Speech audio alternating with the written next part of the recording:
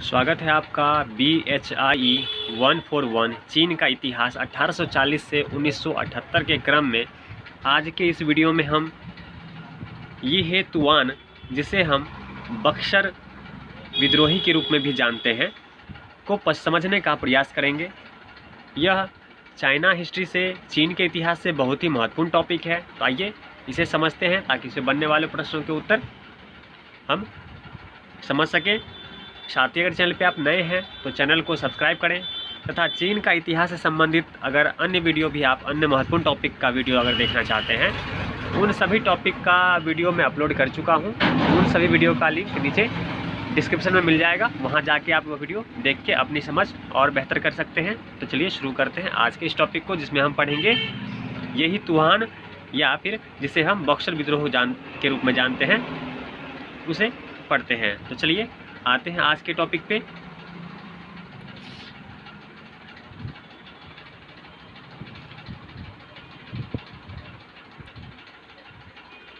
यही तुआन जिसे हम कह रहे हैं, वही बक्सर विद्रोही थे।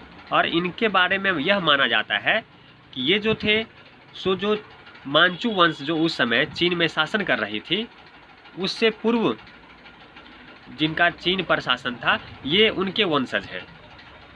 तो ये मानते थे कि इनका जो वंश है, मांचू वंश से पहले इनका चीन पर शासन था, ये उन्हीं के वंशज हैं। तो यही तुहान का संबंध चीन के पुराने जो शासक वंश थे उनसे हम कर सकते हैं, और ये व्हाइट लोथल पंथ जो थे उनसे संबंधित थे। इस संगठन में अगर हम देखें तो जो समाज के कमज़ोर वर्ग थे, जिसमें किसान, दस्तकार, शहर के गरीब, बेरोजगार, यानी कि देखिए दिहाड़ी मजदूर जो होते थे, इन सब को मिला करके एक कठोर नियम कायदे के अनुसार, कठोर अनुशासन का पालन करते हुए इन्होंने अपने गुट को मजबूत बनाया। इसके साथ ही हम देखें तो इन संगठनों ने जो पद दलित थे उनको संगठित करके अनेक स्थापित व्यवस्थाओं के विरुद्ध, जो वहाँ के जो शासक थे, उनके जो अव्यवस्था रूप, या कह सकते हैं जो समाज के हित में जो व्यवस्था नहीं थी, उसके विरुद्ध इन्होंने विद्रोह किया। जब कभी लोगों के दुख असहनीय हो जाते थे तो लोग इससे प्रभावित होकर चोरी, डकैती जैसे काम अपनाने लगे। कुछ गुप्त संगठन बना करके इनके विरुद्ध कार्य करने लगे।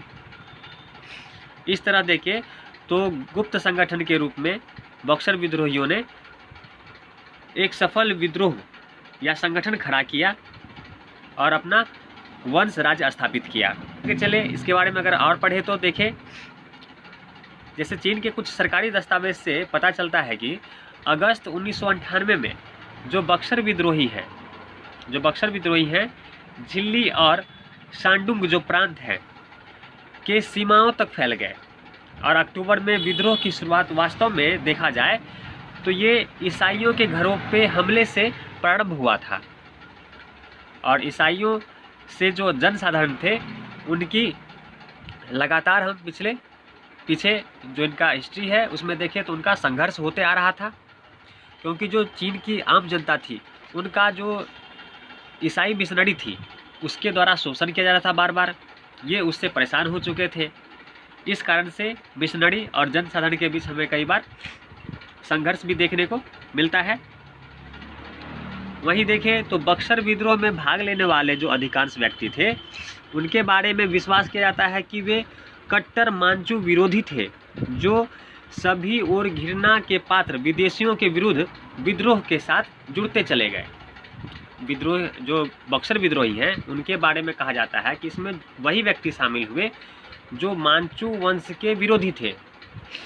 साथ ही जो विदेशी थे, चाहे विदेशी व्यापारी हों, चाहे विदेशी जो मिशनरियाँ थीं, ये जो विदेशी थे, उनके विद्रोह के कारण बक्सर गुट में लोग शामिल हुए थे। वहीं देखें जो शांडुंग क्षेत्र है, वह कई प्रकार से प्रभावित था। उसे साम्राज्यवादी आक्रमण झेलना पड़ा। चीन जापान के युद्ध के दौरान उसे काफ़ी समय तक जापान के कब्जे में रह करके काफ़ी हर्जाने के रूप में राशि चुकानी पड़ी थी।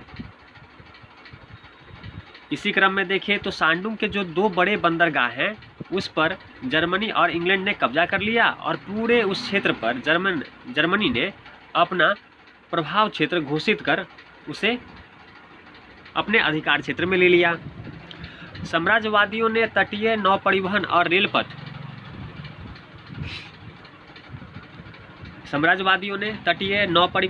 रेल पथ शुरू किए तो उनका रोजगार के स्वरूप पर प्रतिकूल प्रभाव पड़ा।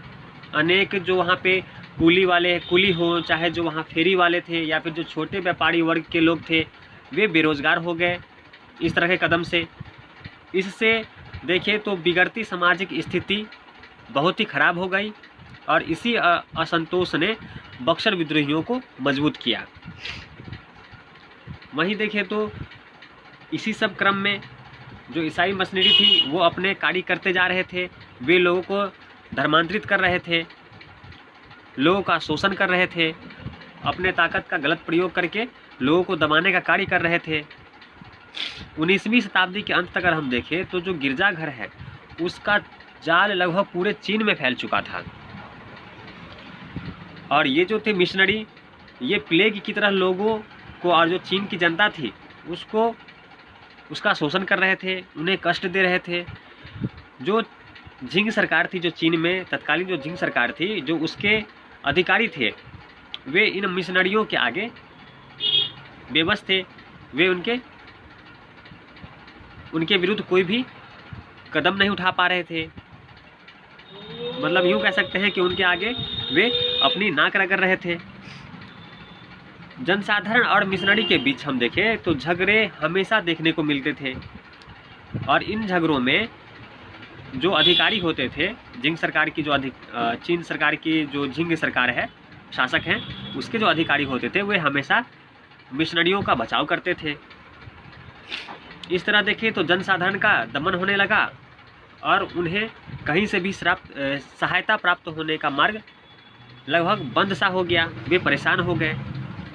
ऐसी स्थिति उत्पन्न हो गई कि लोगों के पास इन साम्राज्यवादी और जो पिछलग्गू सरकार थी उसके खिलाफ हथियार उठाने के अलावा कोई अन्य मार्ग नहीं बचा था। तो इस प्रकार से हम बक्सर विद्रोह को पनपते हुए, बढ़ते हुए देखते हैं और इसे मजबूत होते हुए देखते हैं। तो आज के इस वीडियो में हमने बक्सर विद्रोह, जो कि एहितुआन वंश के थे, संबंधित थे, उसे आज हमने पढ़ा और समझने का प्रयास किया। उम्मीद है आपको यह वीडियो पसंद आया होगा, यह विषय समझ में आया होगा। तो ऐसी महत्वपूर्ण सब्सक्राइब करें, लाइक करें